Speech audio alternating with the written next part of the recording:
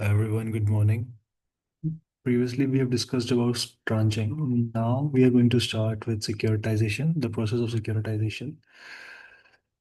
So, okay, let me just give you a rough introduction of what securitization looks like. Uh, the process of securitization and pooling investments is, let's assume that you go to a bank. This is the bank. And the bank, you go to the bank, you ask for a loan, and later what you do is you take the loan, you buy real estate, you bought a real estate property, and using that loan, and every month you are paying installments back to the bank.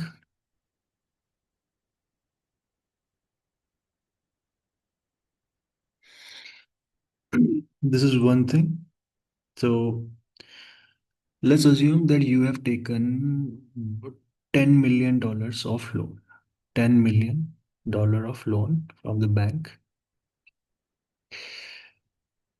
Now, bank actually do not have that loan, that money anymore. Bank has given you that money to buy the real estate property. Understand this the concept first. So now bank is short on $10 million, and bank want to recover this money as much as soon as possible. So you have taken a loan. Now what the bank will do is bank will take out those documents of, so you have uh, mortgages, the real estate documents to the bank. This is a collateralized loan, I am assuming. So bank will do is bank will take $10 million of, so bank will raise this $10 million from different investors now. And the bank, what the bank will say is, bank will sell this into, but bank will break this $10 million into $10 million bonds. And let's assume that there are 100 investors, or let's assume there are 10 investors initially, 10 investors with $1 million of 10 investors, 10 into one investor each. So there are 10 investors, everyone has $1 million of bond. So what the bank has done is bank has recovered all his money, and this 10 million loan, the bank has transferred it to the investors now.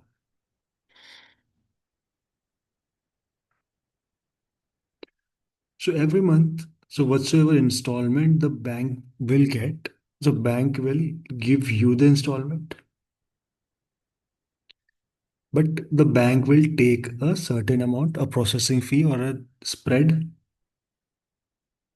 So let's assume the bank has given a loan at 10%, and now the bank has sold bonds at a 8% bond, 8% bonds with a yield of 8%. So this 2%, it goes to the bank. This is the whole concept of securitization. So what the bank has done is they have actually securitized this 10 million loan by a pool of investors. I hope this is clear. Uh, this is quite tricky, but if you are able to connect the dots, you will understand what securitization is. So before we start with securitization, I just wanted to give you an overview of what securitization is. So now, finally, start with securitization, the process of securitization. So in modern finance, banks and financial institutions play a central role in channeling savings into productive investments. Traditionally, this intermediation occurs through direct lending. Banks accept deposits and make loans, and holding those loans on the balance sheet until maturity. So that's what the bank does is, and while this model is simple, it is also it's very capital intensive, illiquid, not liquid but illiquid. It's capital intensive and illiquid. Capital. intensive, and illiquid, restrictive also. Not everyone can securitize loan. So securitization emerges as actually a very powerful financial innovation to address these limitations. Now let's talk about the definition part. Now the technical stuff. So securitization is the process of pooling financial investments, financial assets that generate predictable cash flows and converting them into tradable securities. So predictable uh,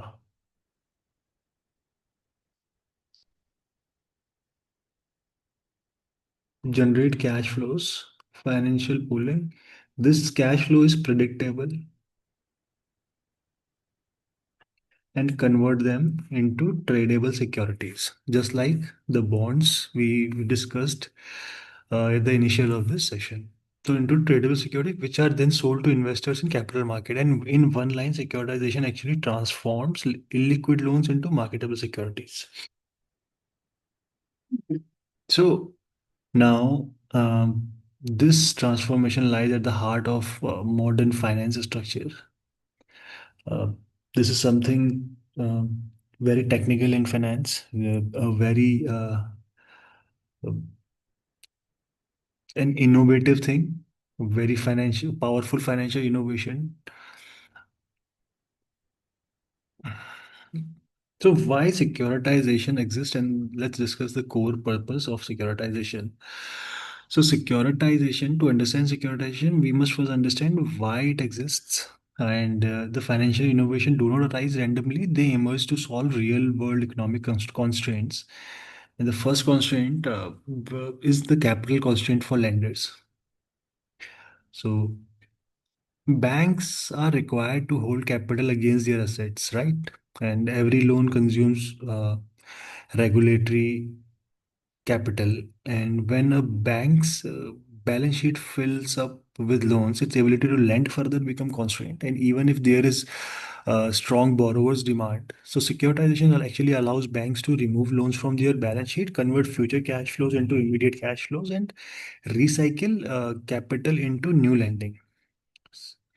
So converting future cash flows into so here what the bank does is it actually removes loan from their balance sheet, then the bank actually converts future cash flow into immediate cash, and then it actually recycles capital into new lending.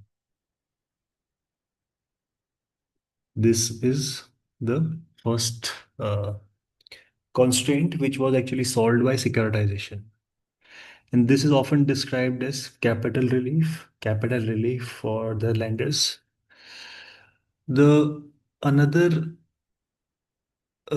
purpose, the core economic purpose of securitization, it actually transfers risk from the originators. So traditional lending actually forces banks to hold credit risk until maturity, but securitization actually allows this risk to be redistributed to investors who may be willing or be better equipped to bear it. Uh, so the key idea here is that the risk is not eliminated; it is reallocated to those who actually choose to accept it.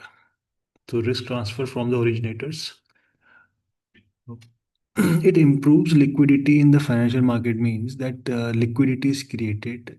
This means loans are inherently actually liquid. So loans we cannot trade liquid loans. So the loans are inherently liquid. We discussed about this in the debt part also when we are comparing the bonds with the loans. So loans are inherently illiquid. Uh, and you cannot easily sell a fraction of a mortgage or a student loan. So securities, on the other hand, they can be traded in secondary markets. They can be priced continuously, they can attract a wider investor base. And securitization actually improves financial market liquidity, which is essential for well-functioning economy.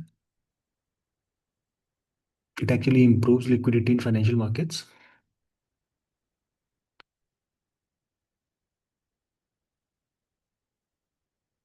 Another core purpose is that securitization actually matches investors' preferences. So you know that all investors want the same type of risk. Not all investors want that thing.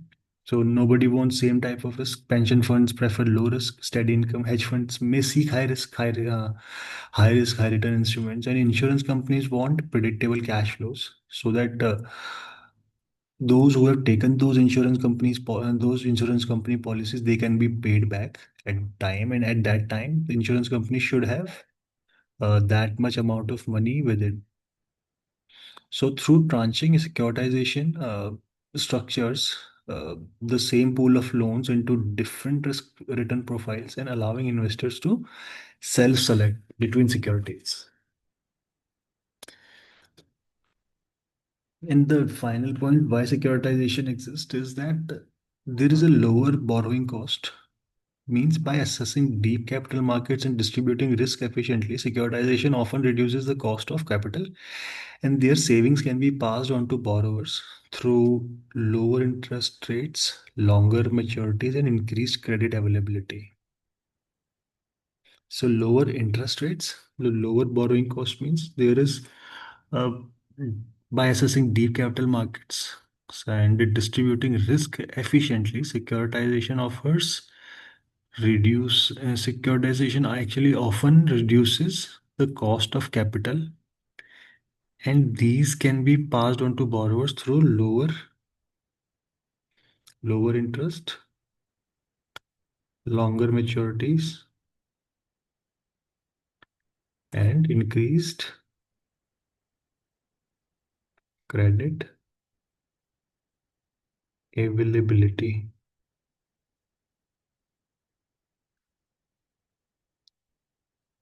I hope you guys are able to connect the dots here in what does a securitization represents.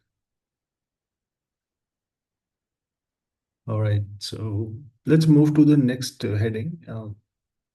Assets which are commonly securitized. Let's talk about those assets which are commonly securitized. The fundamental requirement for securitization is actually predictable cash flows. So this is the fundamental requirement, and any asset that generates contractual payments can potentially be securitized. So uh, mortgage loans, mortgage MBS, mortgage-backed securities. Uh, so mortgage-backed securities or the home loans, these are mortgage loans include residential mortgages, MBS, and commercial real estate loans also. So they actually falls under this category. Consumer loans, these are auto loans, student loans, or personal loans. So these are consumer loans.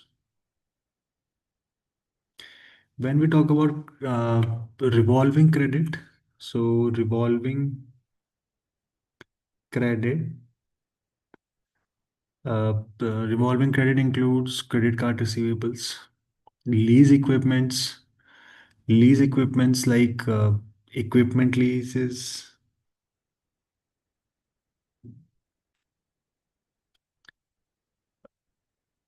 or aircraft or vehicle,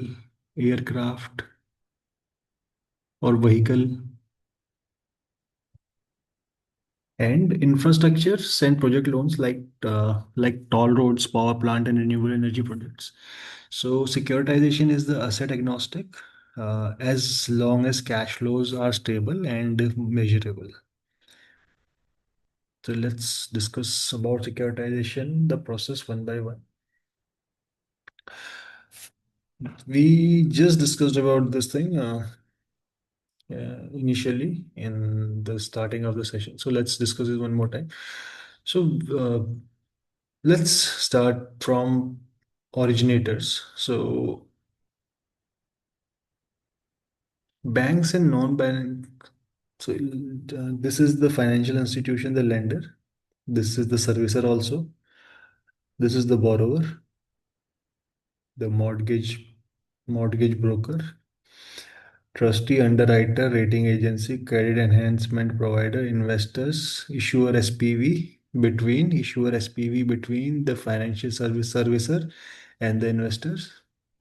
So monthly payments goes in out. Monthly payment goes to the investor. Monthly payment comes from the borrower to the financial institution, and financial institution to the issuer SPV, and from issuer SPV to the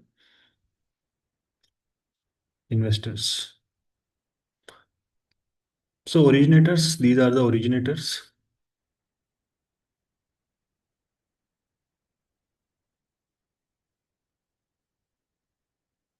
So borrower obtains loan from the financial institution here. Okay, let's talk about it one by one. So originator, these are the banks and non-financial companies, NBFCs. So these originate loans.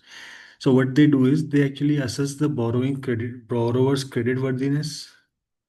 Uh, so borrowers, what the financial institutions does it, they actually assess the borrower's credit worthiness, setting interest rates and tenure, and they set the interest rates and the tenure, and they disburse the funds. At this stage, here the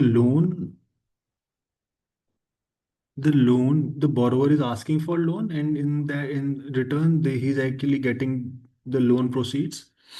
So loan appears as asset on the lender's balance sheet, in the lender's balance sheet, because banking and financial institution, it will be an asset for them, and the lender bears the full credit risk. Then we talk about the pooling. So individual, this is where the pooling starts.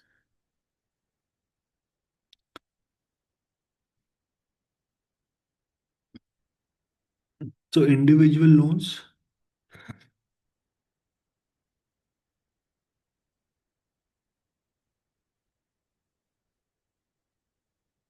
So individual loans are, so here what happens is the servicer actually pools everything. So individual loans are small and heterogeneous. Investors, however, prefer large and standardized instruments. So loans with similar characteristics are grouped into a pool, and pooling diversified actually the borrower's risk. And statistical principle is that a diversification reduces variability of the cash flows. Then this is actually transferred to the issuer or the special purpose vehicle. So why an SPV? So SPV is a legally separate entity from the originator. So these are just fancy terms. Originator means whosoever created this thing. So originators, uh, so it's a legally separate entity from the originator, created solely for the securitization transaction, and it's designed to be a bankruptcy remote vehicle. This ensures that if the originating bank fails, investors still receive cash flows, and investors' claim are isolated from the originator's risk. So this legal separation is a fundamental to securitization. So if you're talking about securitization, there is an originator, there is a SPV. The concept of SPV means special purpose vehicle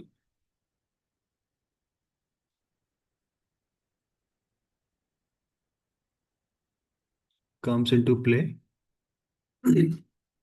during the process of securitization only.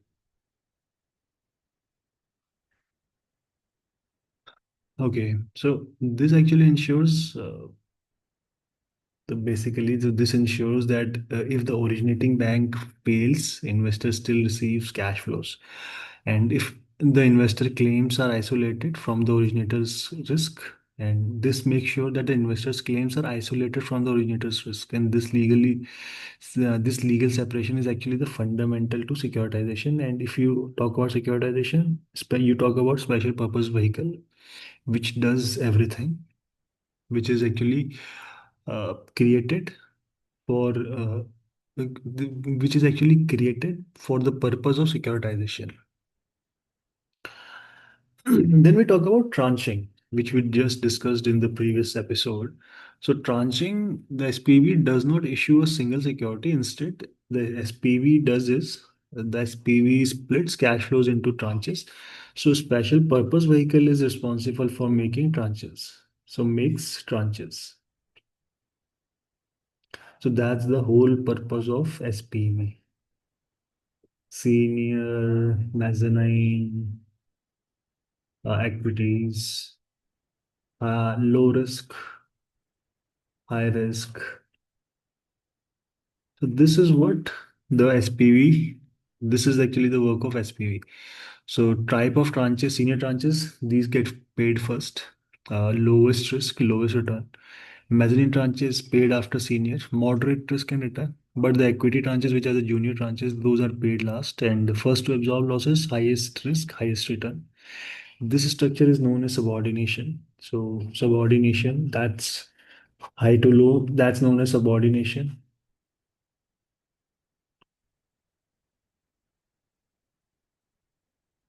Subordinations basically means that you are making an hierarchy of things. So that's subordination. Classifying things. Simply, subordination is representing that thing. So after everything is done,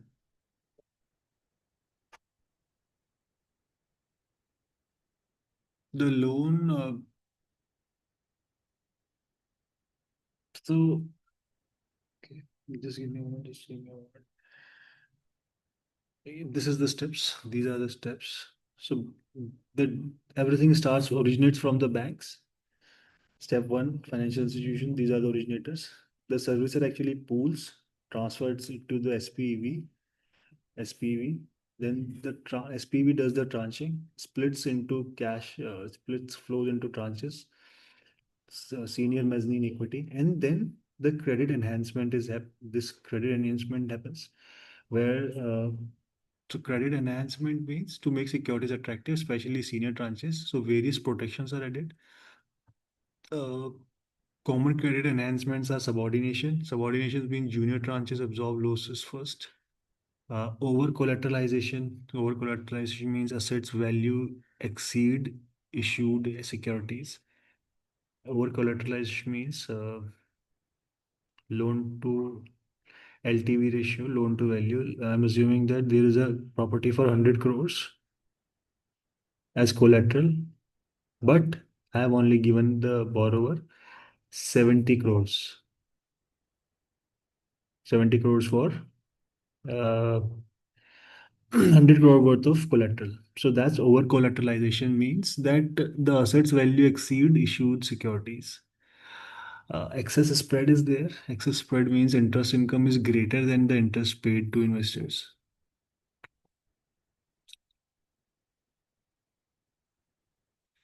So interest is greater, interest income is more than the interest paid to investors. And there are different guarantees or issue insurances when it comes to credit enhancement.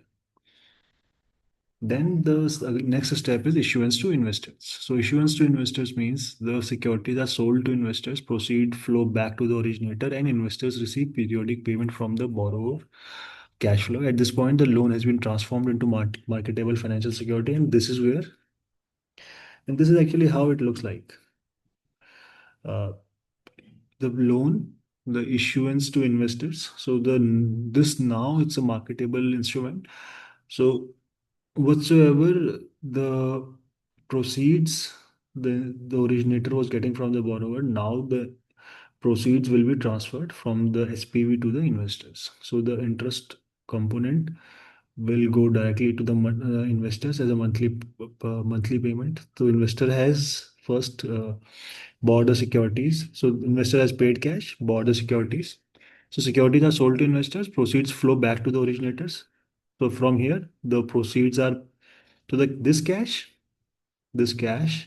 from investors is now received back by the borrowers. Initially, This cash was transferred as loan proceeds to the borrower. Let's assume XYZ amount of money was given, XYZ amount of money, but now the bank has taken out this XYZ amount of money from the investors and given XYZ amount of money securities to the investors, which will be paying the investor every month the monthly payments, which will be received by the bank from the borrower. See what an innovation. Wow. This is very, uh, this is a financial innovation. Because of this also, the 2008 crisis, real estate crisis happened. Real estate crisis. This was the main reason. The securitization, MBS, ABS. I will recommend you the movie Big Short if you want to. The Big Short or the Margin Call. These are two movies. Or there's this web series also, Billions. It's more oriented towards hedge funds. The strategies. Uh, okay. So, all right. So let's move further into a lecture. So, okay. So now let's talk about the cash flow mechanics, the waterfall structure. So the waterfall determines the how the cash flows are actually distributed. So inflows are the borrower makes periodic payments, which are the EMIs. Servicer collects those payments, and funds are remitted to the SPV.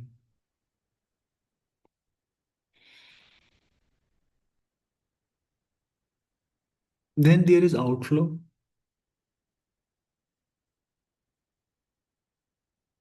Just give me a moment.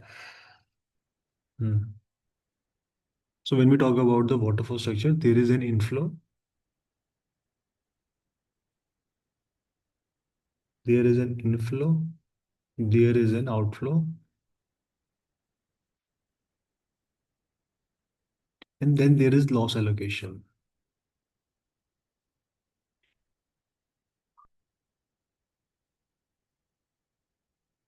So when we talk about the inflow, so the borrower actually makes EMIs, servicer collects payment, collection of payment.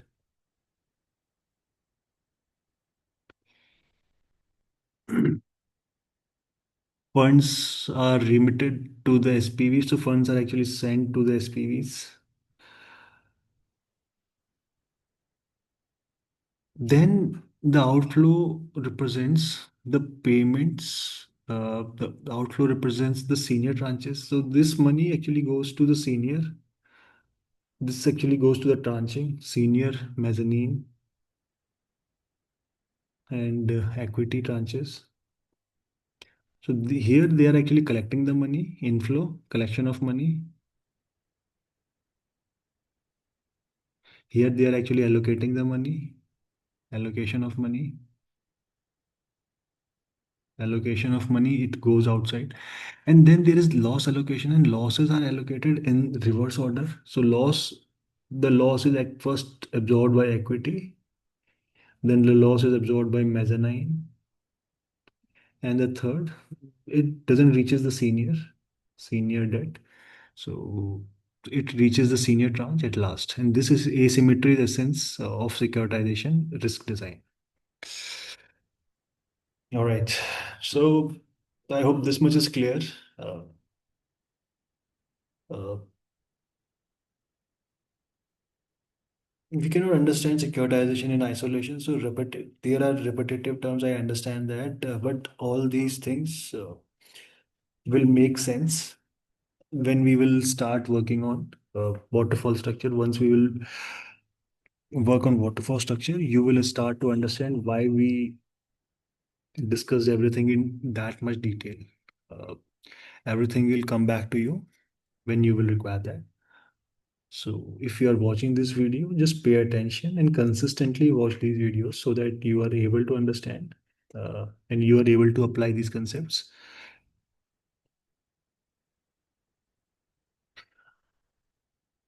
Okay, now let's move to the types of securitized products. So when we talk about the types of securitized products, there are different type of securitized products. ABS, asset-backed securities, mortgage-backed securities, CDOs, CLOs, and other. But for initial purposes, let's discuss the three type of securities only. So asset-backed securities, we have discussed about those.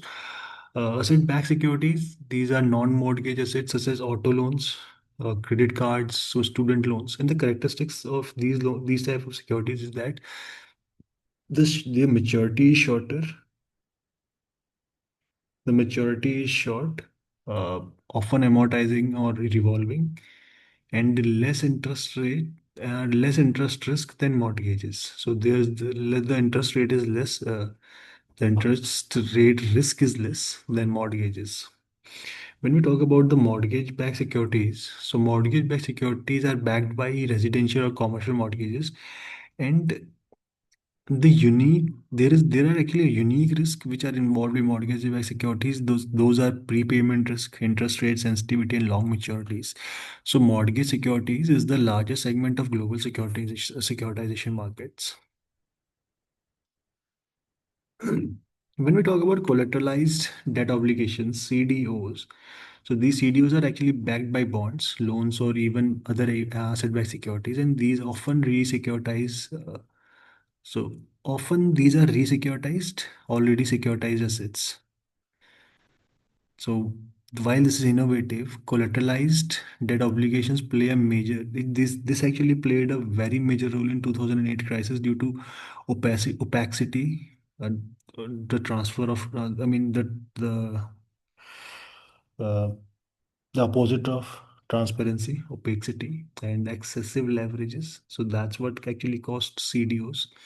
So CDOs re-securitize already securitized assets.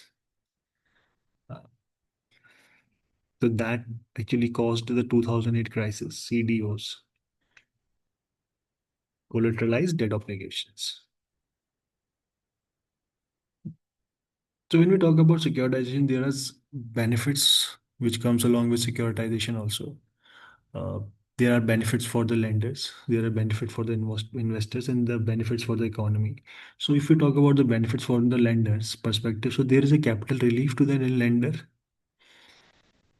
The lender There is a capital relief because the lender actually recovers all the money which the lender has lended through SPV. The balance sheet optimization, the balance sheet is optimized. It actually improves return on equity and ability to scale lending operations, ability to issue more loans. So benefits for investors is that it's actually it's tailored risk return profile. The choices of risk return profiles means uh, based on your risk appetite, you can choose securities. The cash flow is predictable, portfolios are diversified, and access to asset classification otherwise unavailable. And the benefits for economy is that because of securitization, there is increased credit availability, lower borrowing cost, deeper capital markets, and more efficient capital allocation.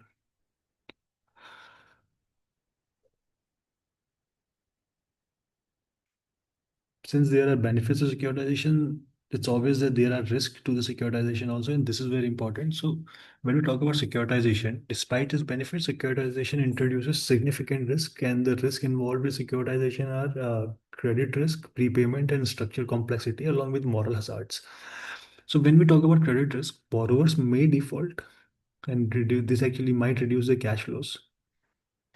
Prepayment risk represents that borrower may repay early, and especially when interest rates fall, this actually reduces expected returns.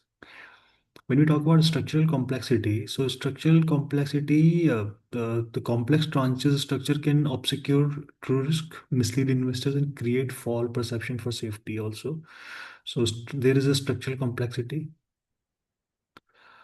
uh, and moral hazards. When we talk about the moral hazards, which comes with securitization, is that lower underwriting standards or prioritizing volume over quality might happen. When originators do not retain risk, they may I mean, there might be an issue with the underwriting standards, and there might be an issue prioritizing volume over quality. This misalignment of incentives is also dangerous. So there might be a situation where if I the more loans I give, the more commission I make. So these kind of situations, the more higher the I assess the value, I underwrite the value of an asset, I underwrite the value of a loan, the more commission I get. So when there are vested interest, uh, the moral hazards, these kind of situations can happen. So everyone does works on their behalf for their best, and rather than looking so rather than doing so, which is morally right. So moral hazards always occur. So it's very important to do everything ethical, and you as an investor also should do your due diligence. Securitization in the 2008 financial crisis. So excessive use of complex tranching actually led to 2008 financial crisis. Over reliance on credit rating, excessive leverage, mispricing of junior tranches, opaque CDO structures. That's all actually led to the 2008 financial crisis. And financial innovations without transparency and incentives can destabilize the system. That's the lesson here. When we talk about securitization versus traditional lending, so traditional the traditional loan has low liquidity, but securitization has high liquidity. High risk transfer, yes. Investor access is broad, and balance sheet is light because we have removed those loans from our balance sheet. When we talk about traditional loans, risk transfer is no. There is no risk transfer, limited investor access, and balance sheet is heavy because we are going to keep that loan on our balance sheet only. And the key takeaway from this whole like episode is that securitization is the financial technique that actually transforms the pooled loans into tradable securities through an SPV. SPV means special purpose vehicle. And this SPV actually redistributes risk via tranching and enabling efficient capital allocation across financial systems. So, when used responsibly, securitization actually enhances liquidity, it improves risk sharing, and it supports economic growth. And when misused, it can hide risk, encourage poor lending, and amplify financial instability. And understanding securitization is it's therefore essential for everyone studying modern finance. So that will be all for today's lecture. I hope you have learned something of value today. Try to watch these two movies and this series if you like to watch these kind of series. If you are interested in learning the mortgage securities, or if you're interested in CFA, it's also recommended to charter financial analysts also.